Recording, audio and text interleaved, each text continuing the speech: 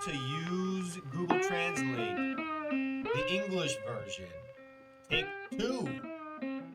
I have already made this episode in Portuguese and I already made it in English, but I didn't have the sound on. So, how to use Google Translate, specifically, how to use Google Translate to help you learn English. And yes, you should use Google Translate. Many students seem timid or nervous or scared when I ask them, do you use Google Translate? Hey, let's do an activity. If you need help, use Google Translate. And they look surprised. So let's talk about the process and how to best use Google Translate. First, if you haven't already, or if you don't have the application already, download the application. Which application? Google Translate. Usually, cell phones already have Google Translate downloaded when you turn on the phone for the first time. In the case that it's not on your phone already, just go to your app store for the iPhone or the marketplace for the Android. You can use another application. There are, I imagine, other translators or translating applications or translating services that you can use. But why Google Translate and not an alternative? Well, preference.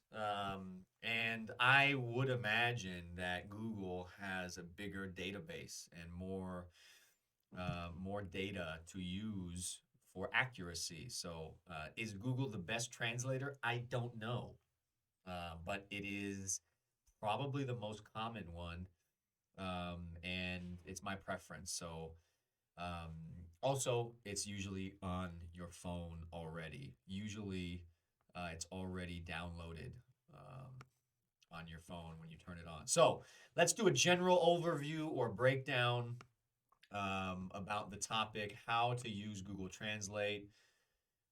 English is the language with the most words. It even can produce more than 5,000 new words a year. So, using the translator could cause problems or confusion because one word in Portuguese can be translated into 10 or more in English. Okay, maybe that's an exaggeration, but that's the general idea. And some words, some of the translations, maybe we use, maybe we don't use. Maybe we use sometimes, maybe we don't use in other times. Maybe we use in some regions and dialects. Maybe we don't use in other regions or dialects. So it's problematic, is what I'm saying. Using the translator for English is problematic. Using a thesaurus, looking for synonyms in English, is problematic for the same reason. Because of this, how you use Google Translator could maximize or minimize your vocabulary in English, and including your grammar. Yes, you can learn grammar from Google Translate. It's absolutely possible if you use it correctly. Basically, the more context that you include or that you can include when you're searching, the more correct Google will be with what you intend or what you need translated. Generally, this means that if you have to think a little bit more or extra before you use the translator, that's a good idea. It's not a good idea to just put a word and get a translation without thinking. No, that's problematic.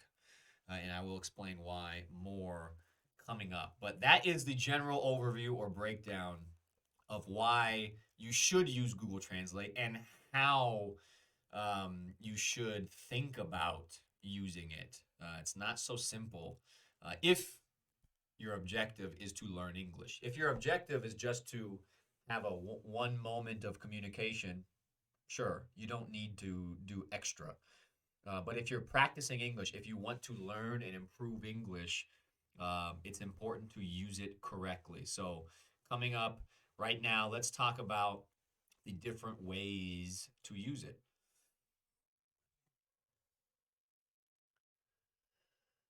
how to search when you have a reading or a piece of text or an entire sentence or paragraph, etc. So this is basic, and Google is very good. So just copy and paste.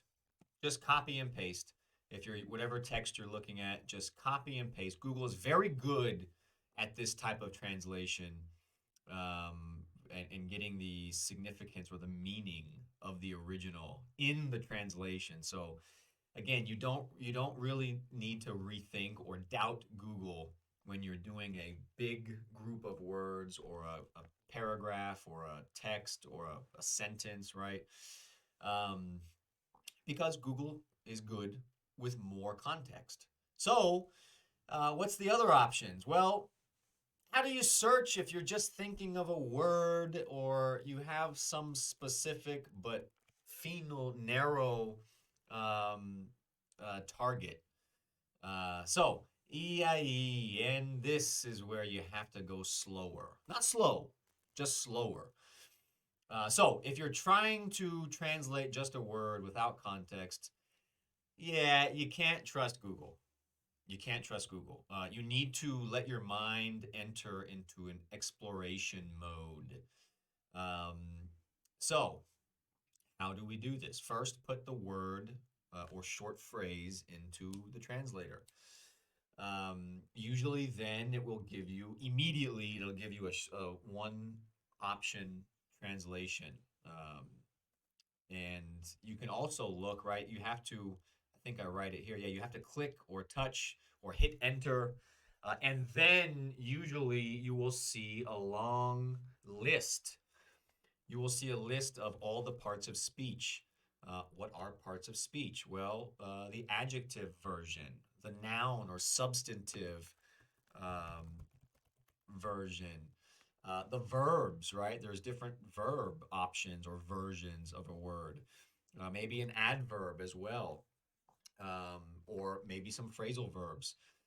And it gives you synonyms. So, again, it's important when you search for just one word to hit enter.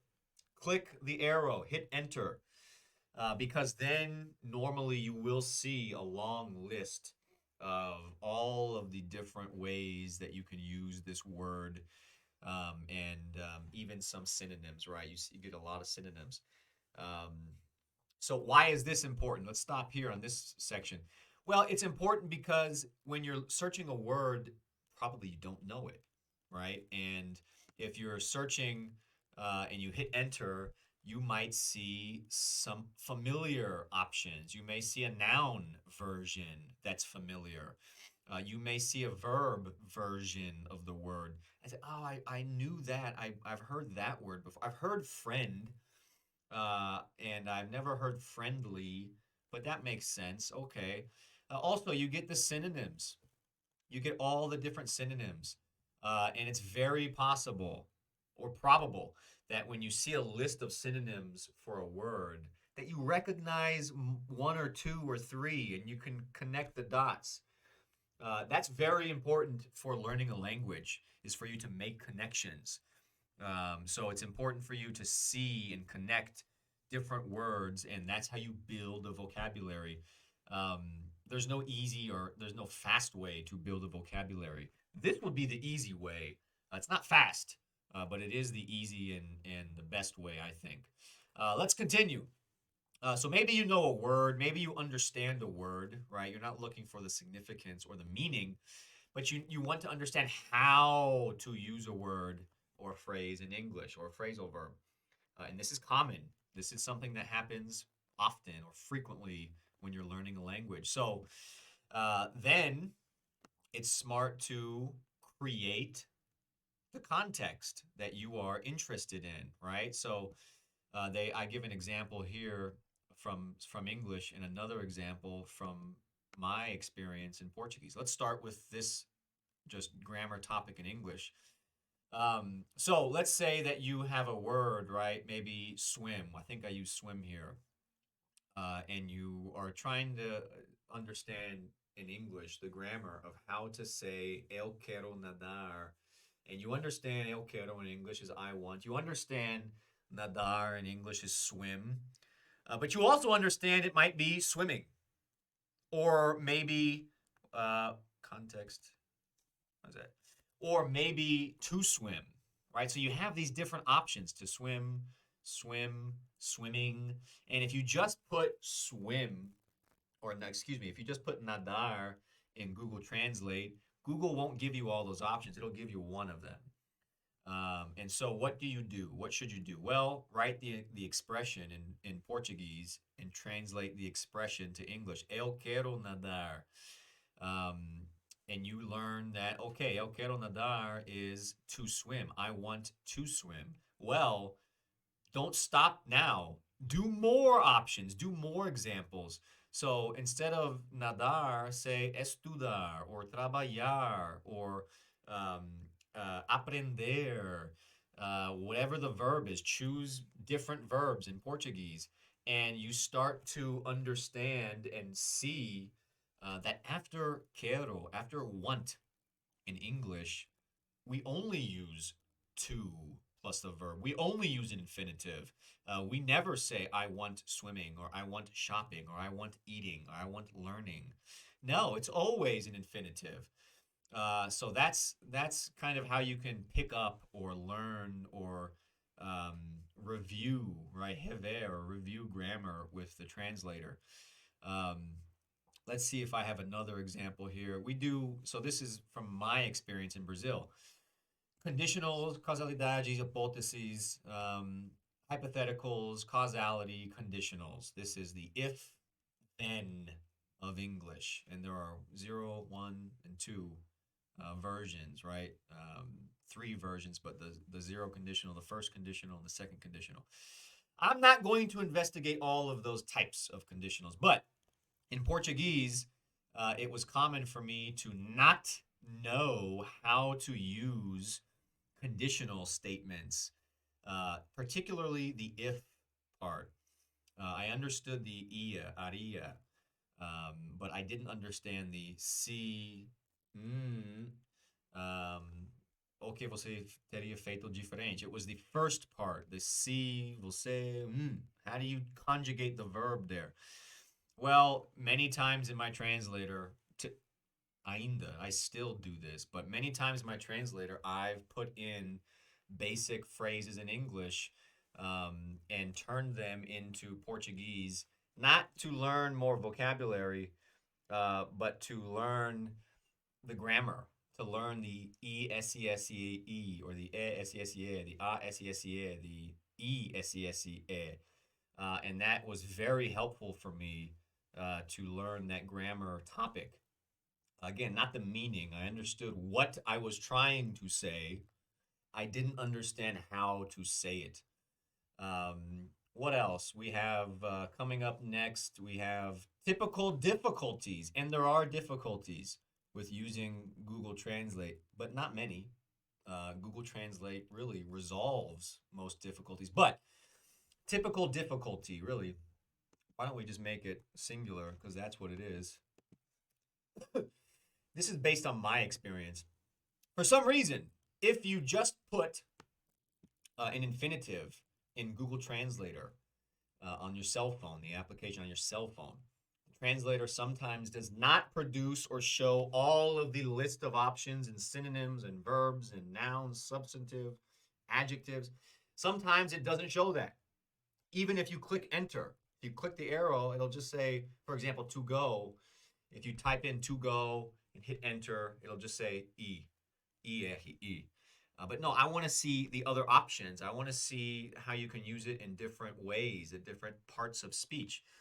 The solution is easy. Just write the word without to. So again, if you're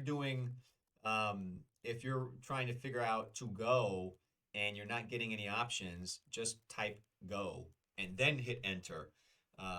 The other examples, to eat. If you don't get any options, just try eat. Or to discover, just try discover. Or to grow up, just grow up. This is not always a problem. I don't understand why it's sometimes a problem, but it is sometimes a problem. I know this from personal experience. So that's the solution. Just forget the to and use the infinitive with no to. Again, to go, you should search go. I don't think this is a problem on the browser. I think this is just on the difficulty on the mobile application on a cell phone device. Don't forget, this is logistical, or this is not about language learning, really. This is just about logistics and practicality. So don't forget, you can download languages offline to use if you don't have, or if you lose connection, or if connection is expensive. So how do you do this? Well, you have to go on you have to go on Google Translate app, and then you have to search the settings, I believe. In which case, you will see a list of languages where it says offline. You click offline, you see a list of languages. Choose the language. It's a small file. It's not a very big. It's like 80 megabytes. It's not a huge file to download an entire language. And then you can use Google Translate without connection to the internet. If you're traveling, that's huge. Again, if internet is expensive for you, that's very helpful. And if you tend to use Google Translate a lot and you don't want to spend the data, because it takes data to use Google Translate, download the language, download English offline. I think that is all.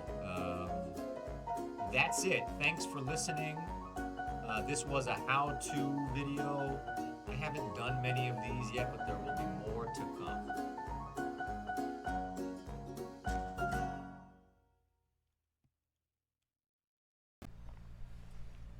Hey everybody, this is the wrap-up video, so I want to summarize or break down the episode in 20 seconds. So use Google Translate. It can and will help you learn English.